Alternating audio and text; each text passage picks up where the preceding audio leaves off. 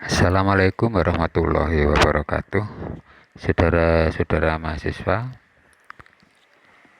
kali ini kita membahas mengenai organ-organ khusus dari tanaman yang bisa digunakan untuk perbanyakan tanaman. Jadi, kalau pada kuliah yang lalu kita sudah membahas terutama stek, yang kemudian grafting, dan yang kemarin adalah budding.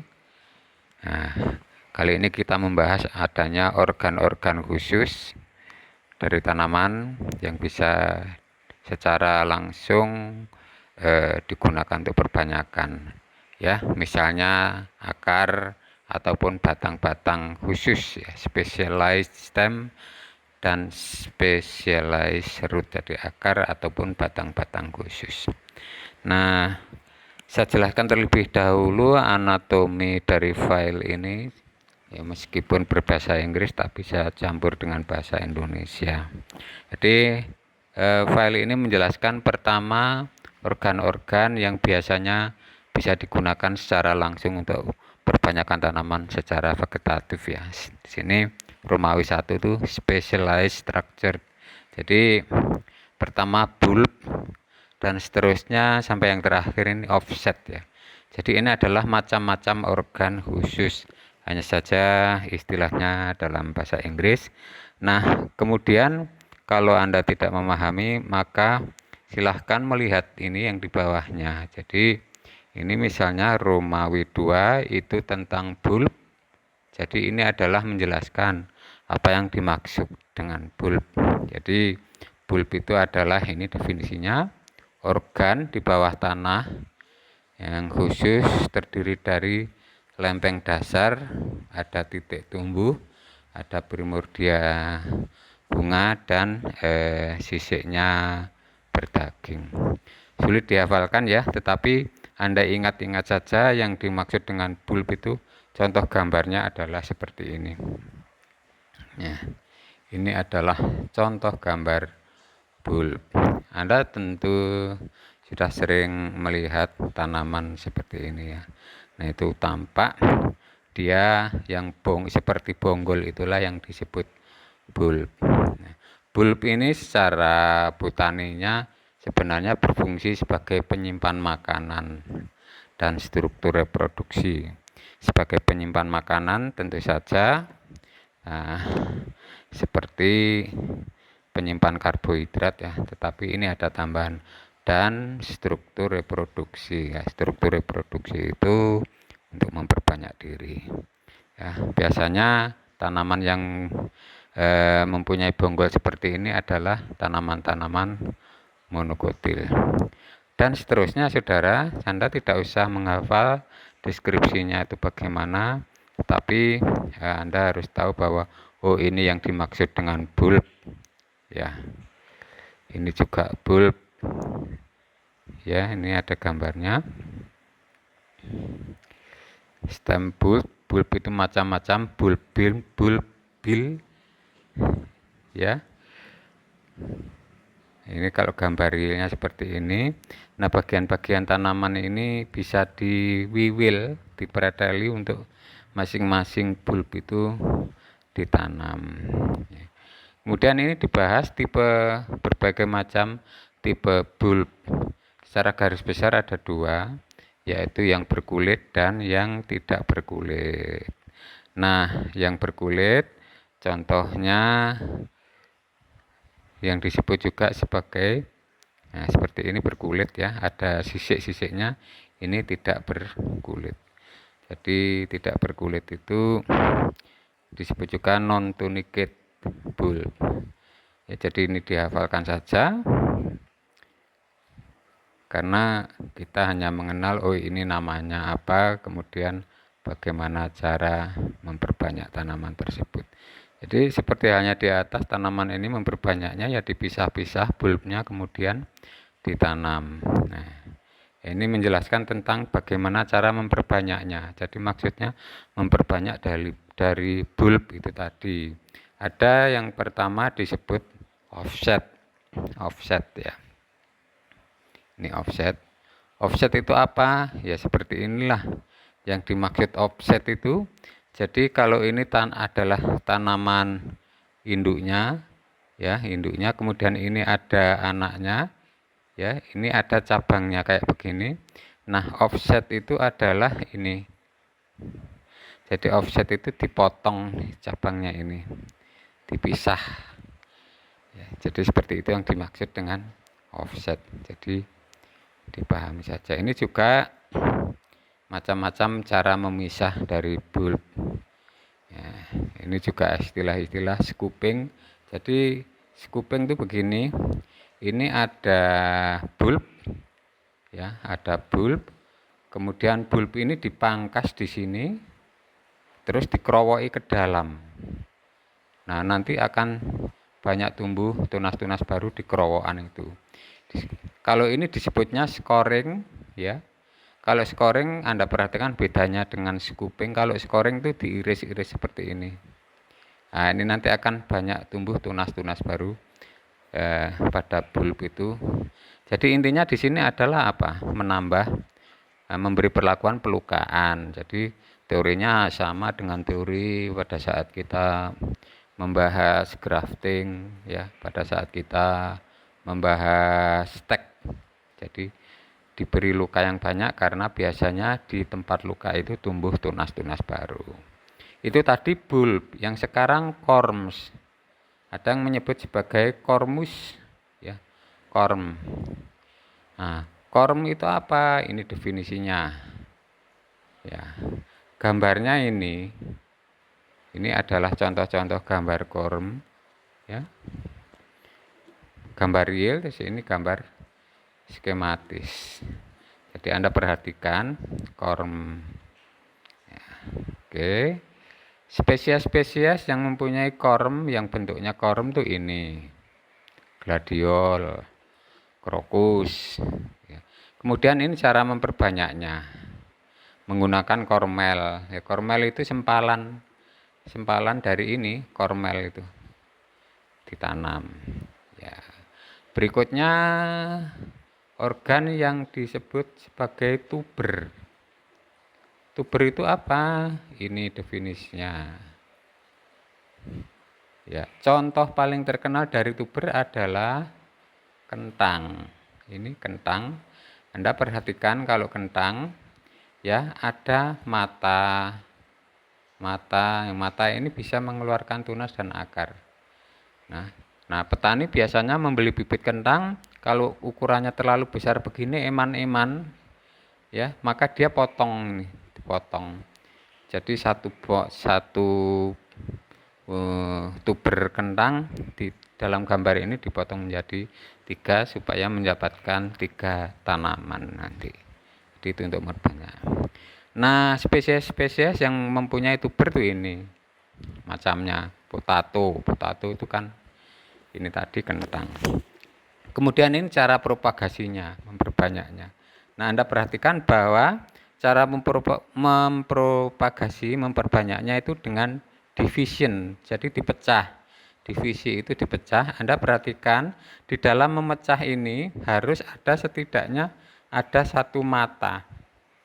Ya, setidaknya harus ada satu mata di dalam setiap potongan itu. Sebab nanti tumbuhnya tanaman baru itu dari mata. Jika potongan itu misalnya kita potong jadi 3, jika ada bagian potongan yang tidak mengandung mata, maka dia tidak akan bisa tumbuh tanaman baru. Ya, terus ada lagi bagian yang disebut tuberous root. Jadi akar yang menyerupai tuber. Gambarnya ini. Ya. Jadi sebenarnya dia adalah storage organ. Jadi organ penyimpan. Oke. Ini apa ini ubi jalar? Ini adalah juga contoh tuberous root tapi yang fleshy. Ya, tuberous root contohnya ubi jalar. Lah ubi jalar ini bisa ditanam. Ini bisa ditanam karena di sini juga tadi seperti kentang mengandung mata. Oke. Terus ada juga tuberous stem. Tuberous tapi batang, stem. Contoh gambarnya ini. Nah, beda ya. Beda. Jadi ini pelajaran botani sebenarnya pada masa yang lalu. Kita mengenal lagi saja. Terus ada lagi organ yang bisa dipergunakan untuk memperbanyak tanaman yang disebut sebagai rhizom. Ya, definisi rhizom itu apa? Bagian horizontal yang tumbuh, batang yang tumbuh mendatar di bawah tanah. Ini contoh gambarnya, rhizom. Jahe, ya, misalnya seperti itu rhizom. Nah, cara menanamnya bagaimana? Ya, ini kan rhizom itu rata-rata tumbuh tanaman baru seperti ini lah, ini bisa ditanam, dipecah, ya. Terus ini pada anggrek biasanya disebut pseudo bulb. Jadi seperti bulb tadi, tetapi ada kata tambahan pseudo di depannya. Pseudo itu artinya palsu. Jadi ini adalah bulb yang palsu. Yang paling sering kita jumpai adalah pada tanaman anggrek. Jadi ini bulb palsu. Ya, jadi pseudo bulb. Oke. Ini offset itu memperbanyak tanaman dengan cara memotong ya. Ini dipotong-potong. Contoh-contohnya. Ini juga dipisah-pisah lah offset itu. Ini runner namanya, dipisah itu namanya offset. Jadi ini satu file ya yang apa namanya, saya beri nama filenya itu perbanyakan dengan organ tanaman khusus. Kemudian saya ingin membuka yang tadi saya katakan ada file kedua. Ya, ini intinya sama seperti yang sudah saya sampaikan, hanya gambar-gambarnya lebih jelas. Nah, gambar-gambarnya lebih bagus ya. Nah, ini bagaimana memotong gambar-gambarnya lebih bagus. Nah, ya, jadi ini adalah organ-organ yang sudah ada secara alami, yang mana organ itu bisa digunakan untuk memperbanyak. Pohon pisang ya itu ya, bonggol pisangnya itu bisa digunakan untuk memperbanyak. Nah, ini contohnya. Jadi dan seterusnya ya. Nah, Anda lihat sendiri. Jadi ini kita mengenal saja berbagai organ. Ini bunga. Mengenal saja berbagai organ yang secara alami dia itu baik organ akar maupun batang yang bisa digunakan untuk perbanyakan tanaman, artinya tidak harus di stek ataupun disambung-sambung seperti kemarin ini. Ya, ini tadi sudah kita bicarakan pseudobulb pada anggrek ya. Nah, dia punya juga rhizom. Jadi pada anggrek itu punya rhizom ini, tetapi dia juga punya pseudobulb, bulb palsu, tapi dia punya rhizom. Nah, pada anggrek yang demikian ini perbanyakannya bisa dipotong rhizomnya yang ditanam, ataupun bisa bulbnya ini. Bulbnya juga bisa mengeluarkan akar pada bagian pangkal. Seperti itu. Ini rhizom. Ya, perbanyakan dengan rhizom. Ini bulb, contoh yang paling terkenal bulb itu adalah bawang merah ya. Ini gambar skema dari bulb, bahwa di dalam misalnya bawang merah itu ada tunas-tunas, bakal tunas lah, ini kalau ditanam bisa muncul tanaman baru. Ini contoh gambar irisan dari tunas yang sudah bisa berkecambah. Ini tadi ya pada gambar skema pada file pertama yang saya buka, gambar realnya adalah ini ya. Ini dia dari tuber ini muncul kayak semacam anakan ya, seperti itu. Ini ada keterangan-keterangan cara divide itu membagi. Kalau division itu memecah, mengiris, ya, beda.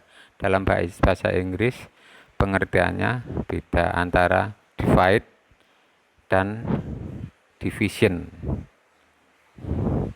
Oke ya, silahkan filenya diunduh, kemudian Anda lihat-lihat sendiri. Ya, ini gambarnya bagus-bagus dan sangat jelas. Nah, ini yang tadi saya jelaskan scoring. Ya, scoring itu Anda lihat bulb, kemudian dia dikerowoki di sini. Kalau ini yang tadi apa yang lupa. Nah, ini kalau yang nanti tumbuhnya kayak begini. Ini hasil pekerjaan scoring ini tadi. Scooping. Kalau scooping yang dikerowoki ke dalam. Kalau scoring, ini saya ulang ya gambarnya. Kalau scoring yang diiris. Ya, scoring. Kemudian kalau scooping seperti ini dikerowoki. Nah, nanti dari situ muncul tunas-tunas baru yang putih-putih ini yang saya beri kursor ini. Ini pekerjaan scooping. Anda perhatikan cara scoopingnya dikerok aja dengan semacam sendok tajam sehingga kerowok begini. Ya, terus ditaruh di tempat yang lembab, maka nanti akan tumbuh tunas-tunas baru seperti ini. Oke. Bulb tadi sudah ya. Jadi gambar ini hanya memperkaya tadi yang disebut bulblet. Ini bulbnya, ini bulbletnya. Jadi kayak anakan gitu. Nah, ini diwiwil, diperadai. Nah, setiap dari bulblet ini nanti bisa muncul tanaman baru. Oke. Nah, begitu saudara, saya kira perkuliahan kali ini saya cukupkan sampai di sini dulu. Selamat belajar, semoga Anda berhasil. Terima kasih atas perhatiannya. Wassalamualaikum warahmatullahi wabarakatuh.